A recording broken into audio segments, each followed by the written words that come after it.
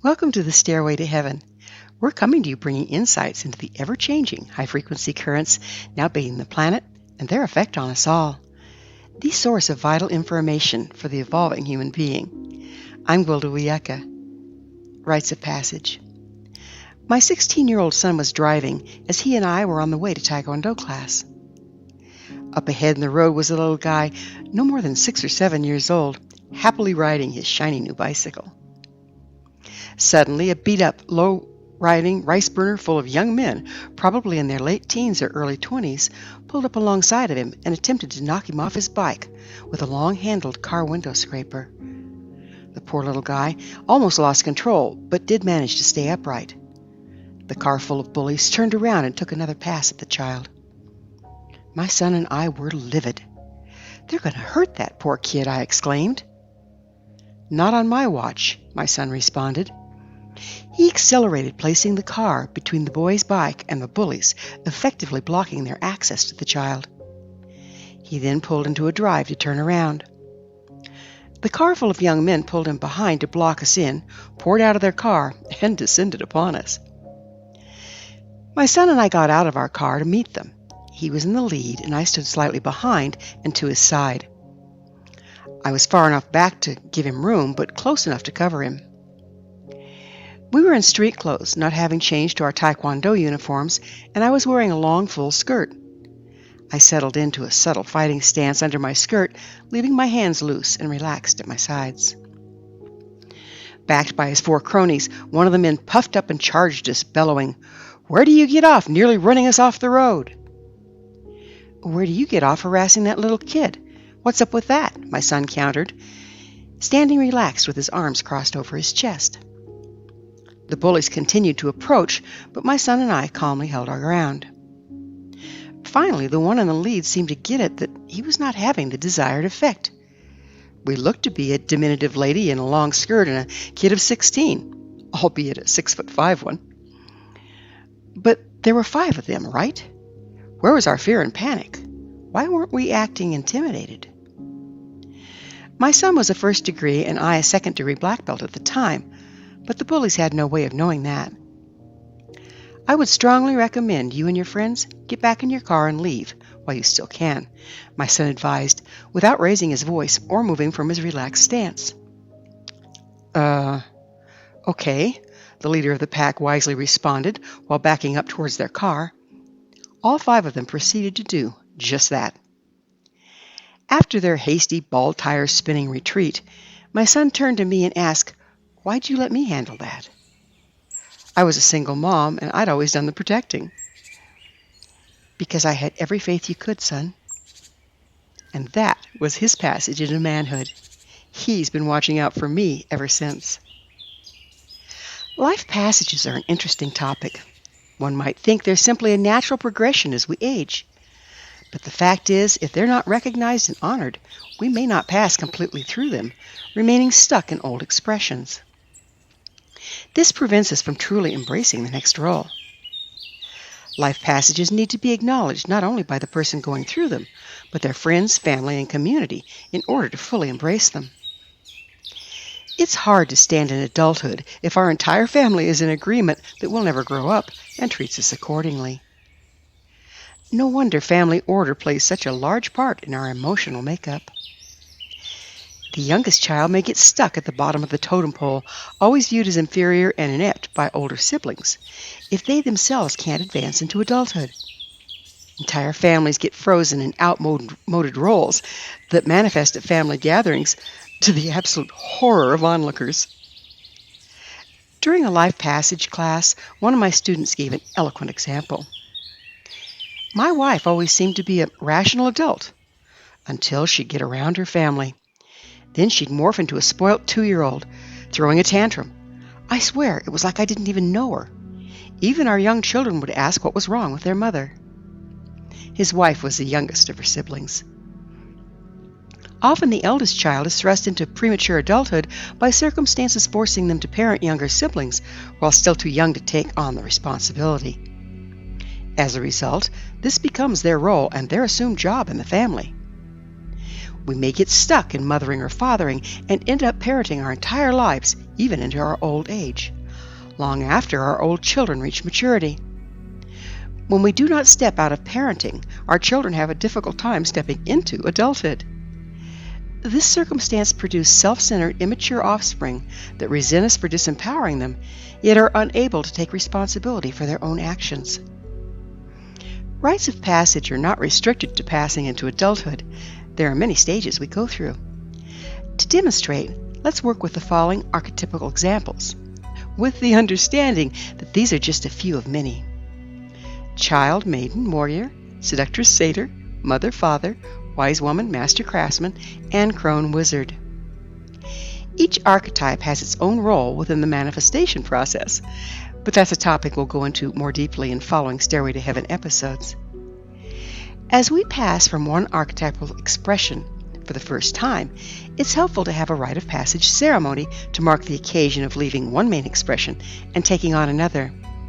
For instance, leaving childhood for young adulthood is characterized by moving into maiden warrior, where young people start to express traits of the gender, the maiden being one of trust and purity, and warrior of protection and gallantry. As we move into the dating stage, we enter into seductress satyr. Seductress attracts while satyr pursues. The next passage, when we marry and have offspring, we enter mother-father, where mother nurtures and father guides. When our offspring become adults themselves, we're free to embrace our mastery and become mentors as wise woman and master craftsman. Our elder years are characterized by crone and wizard, who recognize the power and necessity of tearing things down to their constituent parts in order to free up energy to conjure anew. Only the wisdom of adulthood and elderhood and having many life cycles gives us the knowledge and insight to accomplish this well. While passing from one stage of main expression needs to be completed and celebrated, we still need access to all the others to function efficiently. When working as a team to accomplish something, we may take on different roles dependent upon our areas of expertise and necessity. Though in my personal life, I may have passed into wise woman master craftsman, I may drop back into mother-father to nurture and support a project, while someone with more knowledge of the skills needed will serve as wise woman master craftsman. In addition, each of us has and utilizes access to the expression of both genders. As a single mother, I provided my children with what they needed by expressing both the nurturance of mother and the guidance of father. Once my son went through his rite of passage into young adulthood, I took on the mentorship and advisory role of wise woman master craftsman. This allowed my children the opportunity to seek my advice without having to fight me for their independence. If, however, we've not consciously passed from one archetype to another, we remain overly identified with the existing role, refusing to take on another, and may fight someone with much more qualified for the position. While at any given time we have an overlording expression, choosing the proper archetypical role for the situation is also very important.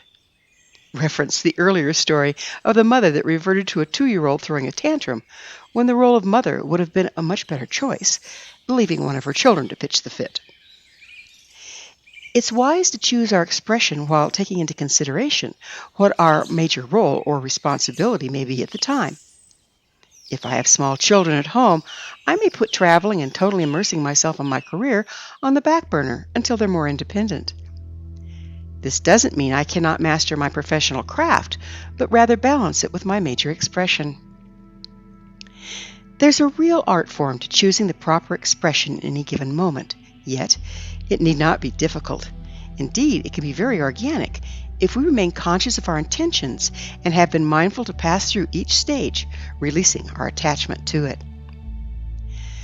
While the rites of passage in our culture have been mostly forgotten, we have retained a few important ones and modified others. Graduation from high school or college is now seen as a rite of passage into adulthood. Marriage and having children into mother-father. Yet many couples either cannot or choose not to have children. This leaves their nurturing guidance skills unrecognized and unappreciated by their peers. With no children to grow into adulthood, they often find it difficult to pass into wise woman master craftsman. By performing rite of passage ceremonies, this can be corrected, freeing us to access all the archetypal positions rather than restricting us to our expression based on experience. One example of ceremony to assist the passage from mother to wise woman is the changing of shawls ceremony. In this ceremony, the person getting ready to pass from mother to wise woman as their major expression invites her friends and family to a gathering to celebrate her passage. She provides 2 shawls, one to represent mother and one for wise woman. A circle is created by using a compass to establish the 4 directions: east, south, west, and north. The initiate sits in the center, facing north. One guest sits in each of the 4 directions to hold the energy for that direction. The rest sit around the circle in between the directions. The guest sitting in the west carries a shawl for mother, while the one sitting in the east holds the one for wise woman. This represents the sun setting on one archetype and the dawning of the next. First, the person with the shawl for mother spreads it over the initiate's shoulders before returning to her seat in the west of the circle. The initiate cites all the joys and sorrows of mother, giving gratitude for all the lessons and experiences of both. She closes by saying, "I now release mother and enter the empty." After a period of silence, the guest in the north removes the shawl and returns to her place in the circle. The guest sitting in the east gets up with the shawl for wise woman and spreads it over the shoulders of the initiate and returns to her seat. The initiate gives gratitude for her passage and speaks of what she hopes to accomplish and offer her family and community from her new role. She then states, "I now embrace wise woman." When she's done, the group states, "It is so." Afterward, it's always nice to give the initiate gifts and break bread, as in sharing refreshments. This ceremony can be adapted to any religion or culture. It is both powerful and profound. Ceremonies can be combined, such as a mother and daughter participating together. The daughter can have a coming-of-age ceremony upon her first menses, and the mother a changing of shawls ceremony at the same time. This combined ceremony helps grant the daughter a new, age-appropriate relationship with her mother. If there are still young children at home, the mother will return to the mother archetype when stewarding them, but will remember and embrace the wise woman archetype with her daughter that's come of age. This is not to say that the mother may not need to drop back into her mother role with her daughter from time to time. This is a process and needs to be treated as such. But their main relationship will be of maiden and wise woman. It's amazing the pressure that's relieved from relationships when these passages are observed and honored. These are only a couple of examples of many. I cover how to compose your own ceremonies for any group or occasion in the Stairway to Heaven episode entitled The Art of Ceremony. Each archetypal expression has its own unique frequency. By attending to the rites of passage and becoming conscious which expression serves the moment, we reduce drag, becoming much more efficient in all we do. This increases our frequency and propels us further into unity and enlightenment. These cycles of these archetypes also are overlording and characterize each of the ages. Currently, as we leave the frequency of the Piscean age and enter the higher frequency of the Aquarian, humanity is in the middle of a huge collective rites of passage. At this time, we have the opportunity to move from squabbling children to responsible adults. How we embrace this transition will determine the quality of our future. By embracing the rites of passage in our daily lives and supporting each other to do so, this larger transition will be greatly supported and better understood. Thank you for joining me, Gwilda Wiyaka, on the Stairway to Heaven, where we provide updates on the energetic currents facilitating our evolution into conscious, powerful co-creators. Until next time, may you be blessed on your sacred path to wholeness. We are here. The time is now.